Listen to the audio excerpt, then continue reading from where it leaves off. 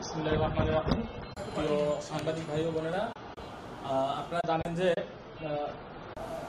Adolf Hitler দ্বারা বিতাড়িত ইহুদিদের নিয়ে 1948 সালে মুসলমানদের পবিত্র ভূমিকে তারা নিজেদের রাষ্ট্র প্রতিষ্ঠা করার জন্য ফিলিস্তিনের নারী ও শিশুদের উপর বর্বরচিত হামলা যজ্ঞ চালিয়ে ভূমি খালি করে তা দখল করে ইসরায়েল রাষ্ট্রকে সম্প্রসারণের অপপ্রয়াসকে বাংলাদেশের একজন সচেতন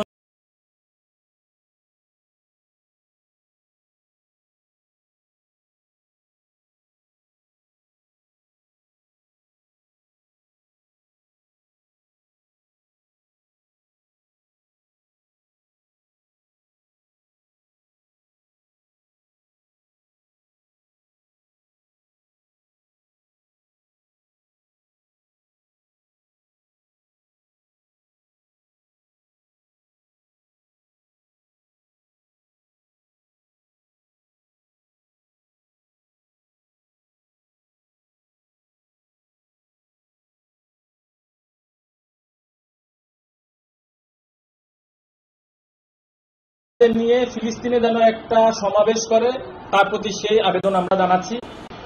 পাশাপাশি ওআইসি আরব লীগকে ইসরায়েলের বিরুদ্ধে সামরিক পদক্ষেপ নেওয়ার জন্য চিন্তা ভাবনা করার জন্য এই সংস্থাগুলোর প্রতি আলোচনা করার জন্য উদ্যোগ নেওয়া বাংলাদেশ সরকারের পক্ষ থেকে। পাশাপাশি জাতিসংঘে ইসরায়েলের বর্বরিত যে হত্যাযজ্ঞ চালানো হচ্ছে যে দীর্ঘকাল সময় পর্যন্ত তাকে সন্ত্রাসী দেশ হিসেবে আখ্যায়িত করে জাতিসংঘ থেকে তাদের সদস্য পদ বাতিলের জন্য কাজ করে দেওয়া। উক্ত সম্মেলনে আজকে উপস্থিত আছেন আগ্রাসন বিরোধী আন্দোলনের আগ্রাসন বিরোধী আন্দোলনের আহ্বায়ক ওয়ালিউল্লাহ ভাই, আগ্রাসন বিরোধী আন্দোলনের সদস্য সচিব আমি নিজে আলামিন আটিয়া, প্রাইভেট বিশ্ববিদ্যালয়ের প্রতিনিধি মাহমুদুল হাসান মারুফ ভাই, জাতীয় বিশ্ববিদ্যালয়ের প্রতিনিধি মোহাম্মদ শাকিল আহমেদ, ঢাকা মহানগর প্রতিনিধি হাসিব শিকদার এবং কেন্দ্রীয় কমিটির সদস্য রয়েল খান সহ প্রমুখ আছেন। আমরা জানাচ্ছি যে আমরা এই দাবিগুলো আজকে আপনাদের মাধ্যমে, গণমাধ্যম কর্মীদের মাধ্যমে আমরা সরকারের নিকট এই দাবিগুলো জানিয়েছি। পাশাপাশি আমরা সরকারকেও স্বরাষ্ট্র উপদেষ্টার নিকট আমরা স্মারকলিপি নিব আগামীকাল অথবা আগামী পরশু। এছাড়াও আমাদের আজকে প্রাইভেট বিশ্ববিদ্যালয়ের প্রতিনিধি মাহমুদুল হাসান মারুফ সাহেব তার নিজস্ব বক্তব্য রাখবেন। আমি তাকে তার বক্তব্য রাখার জন্য অনুরোধ করছি। Assalamu alaikum everyone. I'll be very quick and very short. These days, the world has seen who are the real terrorists. If anyone speaks against the major powers like America or Israel, they put simple a tag like terrorist, or they just put a simple sanction, and those countries got demolished. But this time, the world is rising against them equally, so that this time Palestine doesn't get down. We are with Palestine and we clear our stance for Palestine. Thank you.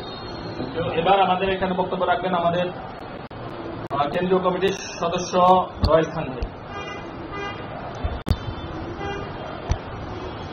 আপনারা দেখে আসতেছেন Israeli দখলদার বর্বর বাহিনী কিভাবে গাজায় হত্যাযজ্ঞ চালাচ্ছে। যুদ্ধবিরতির মাধ্যমে একটি সমঝোতায় আসা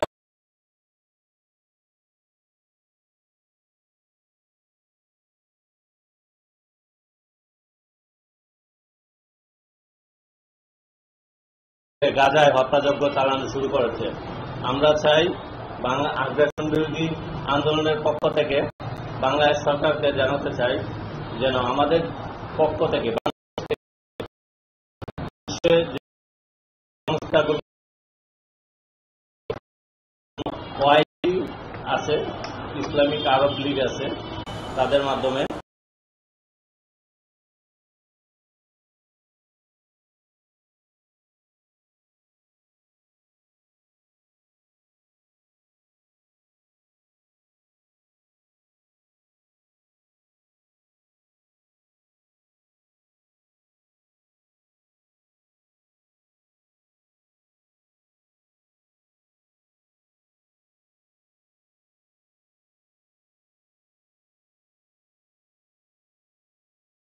আসতেছি যে ইসরায়েল যে বর্বর হত্যাযজ্ঞ শুরু হচ্ছে আপনার ফিলিস্তিনের উপর, এটা আসলে আমাদের কখনোই কাম্য ছিল না। বরাবরই হচ্ছে ইসরায়েল যে একটা সন্ত্রাসী গোষ্ঠী সেটাই প্রতীয়মান হয়। আমি আজকের এই সংবাদ সম্মেলনের মাধ্যমে আমাদের আগ্রাসন বিরোধী আন্দোলনের পক্ষ থেকে আমি আমার বাংলাদেশ গভর্নমেন্টের বাংলাদেশ সরকারের যিনি প্রধান আছেন ডক্টর মোহাম্মদ ইউনূস স্যার, আমি ওনার মাধ্যমে বলতে চাই গোটা বিশ্বে আমাদের বাংলাদেশের পক্ষ থেকে একটা ইসরায়েলের পক্ষে একটা শান্তি চুক্তির যেন তৈরি করতে পারে, সেই জিনিসটা যেন উঠে আসে। আর বড় যে জিনিসটা দাবি করব, আমাদের বাংলাদেশে আইন করে ইসরায়েলের যে পণ্য আছে এবং আমেরিকান যে পণ্য আছে সেগুলোকে নিষিদ্ধ করার একটা দাবি করব। আর সেই ক্ষেত্রে আমাদের বাংলাদেশ পাসপোর্টে আপনার ইসরায়েলে যে নিষিদ্ধ ছিল সেই নিষেধাজ্ঞাটা আবারও পুনর্বহাল রাখতে বলবো আমি। তো আমি বলবো যে আমরা যারা মুসলিম উম্মা আছি, সমস্ত মুসলিম উম্মার ভিতরে একটা ঐক্য যেন গড়তে পারি, বিশেষ করে আমাদের ওয়াইসি বা আমাদের যে আরব লীগ আছে, তারপর হচ্ছে আমাদের যে জাতিসংঘ তো সে নিজে আসলে কি বলবো লজ্জার বিষয়। জাতিসংঘে আজকে যে বিশ্ব মানবতা লঙ্ঘন হচ্ছে, সেই লঙ্ঘনের ক্ষেত্রে জাতিসংঘ আজকে নির্লজ্জের মধ্যে কিন্তু আছে কেন আমি জানি না। উনি তো হচ্ছে নিজে থেকে একটা উদ্যোগ দিতে পারে, তো উনি যে উদ্যোগটা নিচ্ছে না, এটার জন্য আমরা আসলে এক ধরনের লজ্জা বোধ করছি। তো আমি আসলে বেশি কিছু বলবো না। তো এটাই বলবো যে আগ্রাসন বিরোধী আন্দোলনের পক্ষ থেকে আমাদের সমস্ত বাঙালি মুসলিম এবং সমস্ত পৃথিবীর যে মুসলিম উম্মা আছে সকলে যেন একটা ঐক্যবদ্ধ আমরা হতে পারি এবং এই ফিলিস্তিনের পক্ষে একটা যেন বিশ্ব দরবারে একটা জনমত তৈরি করতে পারি, এটাই আমাদের কাম্য। আসসালামু আলাইকুম। ধন্যবাদ। আসলে আপনারা যদি একটু লক্ষ্য করেন, আসলে বক্তব্য শেষ। আমাদের আজকে সংবাদ সম্মেলনের যে বিষয়গুলো ছিল, দাবিগুলো ছিল, সেগুলো আমরা উপস্থাপন করেছি। আগামীকাল অথবা পরশু আমরা স্বরাষ্ট্র উপদেষ্টার নিকট আমরা এই দাবিগুলো নিয়ে স্মারকলিপি দিব। তো আমরা বলতে চাচ্ছি যে এখানে আমরা মিত্রদেরকে কেন নিয়ে আসলাম। আসলে ইসরায়েল চারদিক থেকে বেষ্টিত একটা মুসলিম, চারদিকে তার মুসলিম রাষ্ট্রগুলো, এখানে তার মিত্ররাই তাদেরকে যে সাপোর্টটা দিচ্ছে, এই সাপোর্টের উপরেই তারা আসলে এই হত্যাকাণ্ডগুলো চালাচ্ছে এবং তার মিত্ররাই সারা বিশ্বে তারা মানবতার ফেরি বহন করে চলছে। তার মিত্ররা আমেরিকা এবং আমাদের এশিয়া সন্ত্রাসী দেশ ইন্ডিয়া, ভারত। আপনি একটু লক্ষ্য করলে দেখবেন যে ভারত গত কয়েকদিন আগে নতুন একটা ওয়াকফ আইন জারি করলো। তারা সেই ওয়াকফ আইনের দ্বারা ভারতের সংখ্যালঘুদের উপর তারা আবার নিপীড়ন চালাচ্ছে। কিছুদিন আগেও তারা নিপীড়ন চালিয়েছিলেন। এটা ইসরায়েলের একটা প্রতিচ্ছবি। ভারতকে যদি আমরা ধরি একটা রাষ্ট্র হিসাবে যদি রোল মডেল ধরি, তাহলে এটাকে ধরতে হবে ইসরায়েলের রোল মডেল। ইসরায়েলের কার্বন কপি হলো ভারত। তাই আমরা মনে করি যে এই ওয়াকফ আইনটাকেও বাতিল করা প্রয়োজন। এখন বাংলাদেশের হয়ে আমরা জনগণ বা আমাদের রাষ্ট্র সেরকম ব্যবস্থা নিতে পারবে না, কিন্তু এই রাষ্ট্রগুলোর প্রতি আমাদের কূটনৈতিক সম্পর্কগুলোকে অবশ্যই সরুকরণ ব্যবস্থা গ্রহণ করতে পারে বাংলাদেশ সরকার চাইলে।